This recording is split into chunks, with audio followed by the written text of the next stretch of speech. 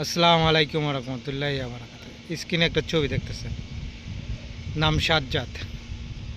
চট্টগ্রাম বিভাগের ভিতরে মাফিয়া, যে জুলাই আন্দোলনে ৬০ থেকে ৭০ জনকে গুলি করছে, কোপাইছে, তার হাতে ১০ থেকে ১২ জন নিহত হয়েছে।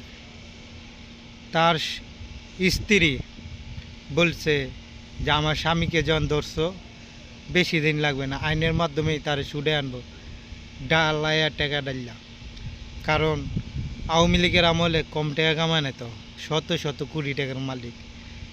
তারা তো ইচ্ছা করলে চট্টগ্রামের যেইগুলো হাইকোর্ট, সুপ্রিম কোর্ট সব কিনালাই তার জন্য এই কথা। দেখেন, এটা আমার মুখের কথা না, এটা তার স্ত্রীরই কথা। শুনেন, আমার জামাই বীরের বেশে চলে আসবে এবং যারা এই ঘটনা ঘটাইছে তাদেরকে ছাড় দেওয়া হবে না। আমরা কারি কারি বান্ডিল বান্ডিল টাকা ছেড়ে আমার জামাইকে নিয়ে আসবো।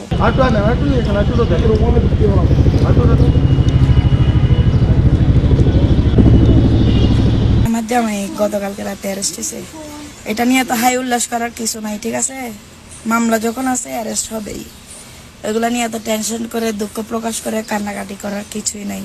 আপনারা যারা ভাবতেছেন আমার জামাই অ্যারেস্ট হয়েছে আর কোনোদিন বের হবে না, ওদের জন্য এক বালতি সমবেদনা। আমরা কারি কারি এখন বর্তমানে বাংলাদেশে মালে কথা কয়, বিবেকে কথা কয় না, ঠিক আছে?